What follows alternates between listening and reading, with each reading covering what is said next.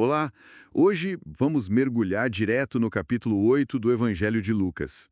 A gente começa vendo Jesus na estrada, digamos assim, proclamando o reino de Deus.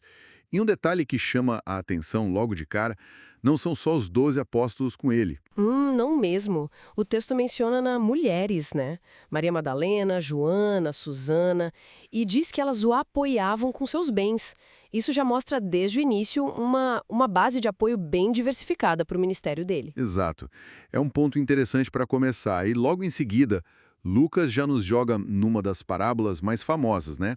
A do semeador. Ah, sim, aquela da semente que cai em tudo quanto é tipo de terreno. Isso. Beira do caminho, pedra, espinhos e a terra boa, claro. A semente é a palavra de Deus, e isso Jesus explica depois. Mas, assim, os solos são as reações das pessoas, né? É. E o que eu acho fascinante aí não é só a explicação óbvia, mas a ênfase que Jesus dá na qualidade dessa escuta. Não é só ouvir por ouvir. Como assim? Ele fala em acolher num coração bom e generoso, em reter a palavra e, o ponto-chave, perseverar para dar fruto. Quer dizer, não adianta só gostar da mensagem no começo, né? Precisa ter, resiliência. Entendi. E ele mesmo diz que a luz não é para ficar escondida, certo? Tem que aparecer, Exato. como uma lâmpada que ilumina a casa toda. O entendimento da palavra tem que levar a algo visível, uma ação concreta. Ele até alerta, vejam bem como vocês ouvem. Forte isso. Então a responsabilidade está muito em quem recebe a mensagem. E parece que essa necessidade de uma fé assim firme é testada logo em seguida, né, com a tempestade. Pois é. A cena clássica no barco, Jesus dormindo tranquilamente no meio do caos. Sim, e os discípulos? Desesperados. Completamente. Acordam Jesus, mestre, vamos morrer. E ele levanta, dá uma ordem para o vento e para a água e tudo se acalma. Mas a pergunta dele depois é que pega, né? Onde está a fé de vocês? Uhum. Mostra bem contraste, né? O poder estava ali, do lado deles, dormindo no barco, mas na hora do aperto, cadê a confiança? Exatamente. Eles ficam maravilhados, mas também um pouco assustados, eu acho. Quem é esse cara? Eles se perguntam. E esse poder todo não para por aí. Logo depois tem aquela história bem intensa na terra dos Gerazenos. Ah, sim. O encontro com um homem possuído por uma legião de demônios. Uma situação de sofrimento extremo, de isolamento total. É uma descrição forte. E Jesus o liberta completamente. Mas aí acontece algo curioso. O povo local, né? Eles veem um homem curado, vestido, em perfeito juízo.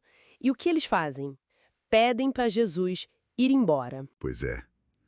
Por que isso? Medo, o poder era avassalador demais para eles. Ou foi pelo prejuízo dos poucos que se afogaram? É uma boa pergunta, talvez uma mistura de tudo isso, né? O medo do desconhecido, mesmo quando esse desconhecido traz libertação, pode ser paralisante. Ou talvez a estabilidade conhecida, mesmo com aquele homem sofrendo à margem, era preferível à perturbação que Jesus trouxe. Complicado isso.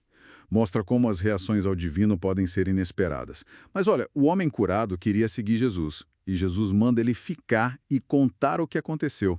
A missão dele começa ali. Sim, um testemunho vivo no lugar do seu antigo sofrimento. E, na sequência, Lucas emenda duas histórias de cura que são, uau, elas se entrelaçam de um jeito muito significativo. Verdade. A mulher que sofria de hemorragia há 12 anos. 12 anos. E a filha de Jairo, um líder da sinagoga, com 12 anos também, morrendo. Exato. A mulher, no meio da multidão, pensa, se eu só tocar na roupa dele. Ela faz isso, cheia de fé, meio escondida e é curada na hora. E Jesus percebe, ele sente que sai o poder dele. E ele faz questão de saber quem foi, né? Não para repreender, mas para... Para destacar a fé dela. Ele a elogia publicamente. Sua fé a salvou. E enquanto isso está acontecendo, chega a notícia para Jairo. Sua filha morreu. Imagina o desespero.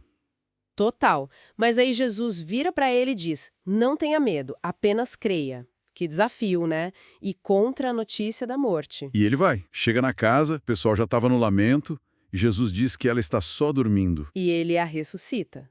Simplesmente pega na mão dela e a levanta. Nas duas histórias, a fé é ativa da mulher, buscando toque, do pai confiando, apesar de tudo, parece ser o canal para o poder de Jesus agir. Olhando para o capítulo 8 como um todo, então, a gente vê um fluxo, né? A palavra é lançada como a semente, aí vemos demonstrações incríveis de poder.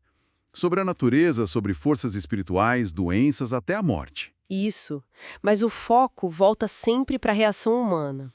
Tem a fé que busca, que acredita, que recebe a cura e a vida. Mas tem também o medo que paralisa, que pede distância, que não sabe lidar com esse poder todo. É verdade. Do espanto dos discípulos ao medo dos gerazenos, passando pela fé da mulher e de Jairo. E fica a reflexão para a gente, né? Diante das tempestades da vida ou daquelas situações que parecem perdidas, como a da filha de Jairo, que tipo de solo a palavra encontra em nós? Qual é a nossa resposta mais comum? É o medo que afasta ou é a fé, mesmo que pequena, que nos impulsiona a buscar, a crer na restauração, como Jairo e a mulher fizeram?